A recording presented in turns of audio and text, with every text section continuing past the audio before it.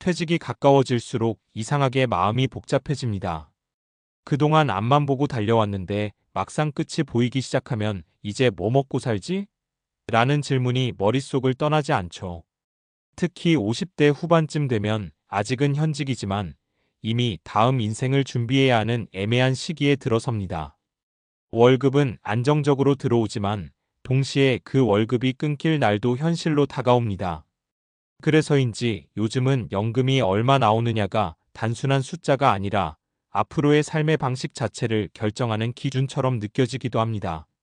58세 대기업 부장, 퇴직 2년 앞두고 연금 다시 짰더니 월 320만 원이 나옵니다라는 이야기가 유독 많은 사람들에게 공감을 주는 이유도 바로 여기에 있습니다. 단순히 320만 원이라는 금액 때문이 아니라 지금이라도 다시 설계하면 달라질 수 있다는 가능성을 보여주기 때문이죠. 은퇴 준비에서 가장 흔한 착각은 이미 늦었다는 생각입니다. 하지만 실제로는 50대 후반도 충분히 조정 가능한 시기입니다. 연금 구조를 다시 짜고 소비 패턴을 점검하고 필요 없는 지출을 줄이는 것만으로도 결과는 꽤 달라집니다. 중요한 건 얼마를 모았느냐보다 어떻게 쓰고 어떻게 받느냐입니다. 예를 하나 들어볼게요. 첫 번째 사례입니다. 어 씨는 57세 공기업 부장이었습니다. 국민연금, 퇴직연금, 개인연금이 모두 있었지만 따로 정리해 본 적이 없었죠. 막연히 합치면 한 200만 원 나오겠지라고 생각했습니다. 그런데 실제로 하나하나 뜯어보니 문제점이 드러났습니다. 개인연금은 일시금으로 받을 계획이었고 퇴직연금은 그냥 은행에 넣어둘 생각이었죠. 결국 전문가 도움을 받아 구조를 바꿨습니다. 개인연금을 연금 형태로 전환하고 퇴직연금도 연금화해서 분산 수령하도록 조정했죠. 그 결과 예상 수령액이 월 210만 원에서 310만 원 수준으로 늘었습니다. 같은 자산인데 받는 방식만 바꿨을 뿐입니다. 두 번째 사례는 조금 다릅니다. B씨는 59세 중소기업 임원이었는데 연금 자체가 부족한 상황이었습니다. 국민연금 외에는 거의 준비가 안 되어 있었죠. 이 경우는 구조 조정보다는 지출 설계가 핵심이었습니다. B씨는 은퇴 후 생활비를 막연히 300만 원 정도로 생각했는데 실제로 항목별로 나눠보니 필수 생활비는 180만 원 수준이었습니다. 불필요한 소비, 특히 자동차 유지비, 과도한 외식비를 줄이면서 현실적인 생활 기준을 재설정했습니다. 동시에 퇴직금을 일부는 즉시 사용하지 않고 월 지급형 상품으로 나눠 배치했죠. 결과적으로 월 현금 흐름이 150만 원에서 260만 원 수준으로 안정됐습니다. 더 벌어서가 아니라 덜 세게 해서 만든 차이입니다. 세 번째 사례는 가장 현실적인 케이스입니다. C씨는 58세 대기업 부장이었고 기사 제목과 비슷한 상황입니다. 이미 연금은 꽤 준비되어 있었지만 문제는 타이밍이었습니다. 국민연금 수령 시점을 앞당길지 늦출지 고민이었죠.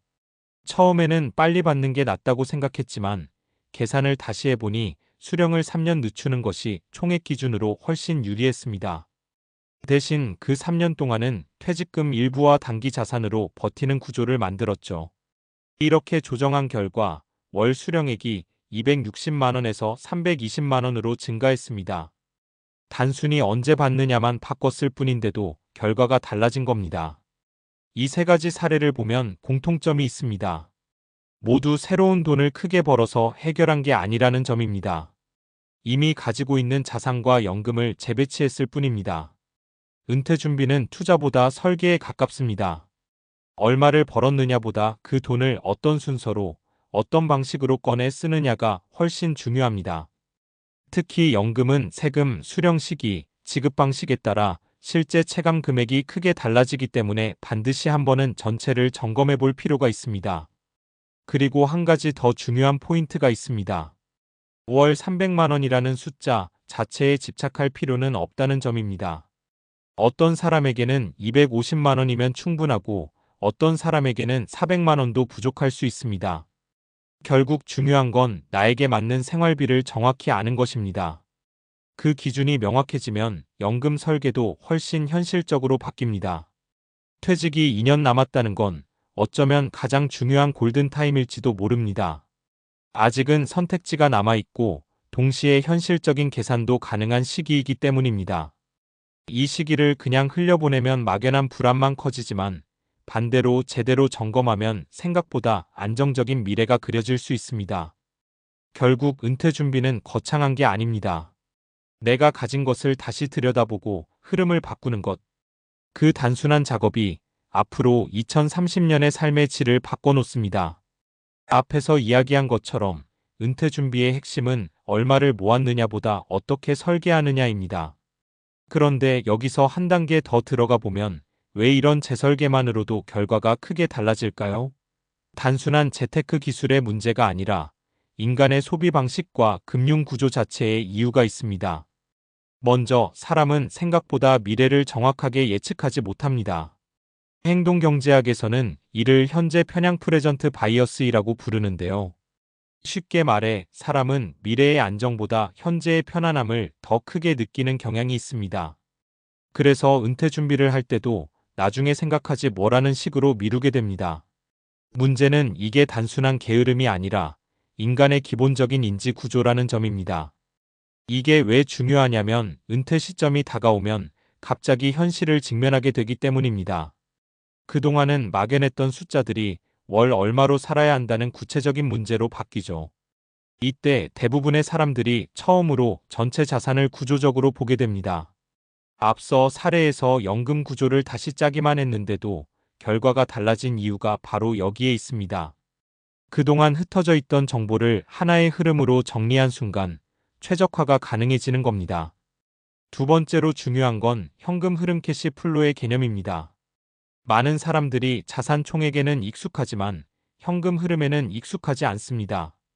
예를 들어 자산 10억이라는 말은 쉽게 이해하지만 매달 얼마가 들어오고 나가는지는 제대로 계산해 본 적이 없는 경우가 많습니다.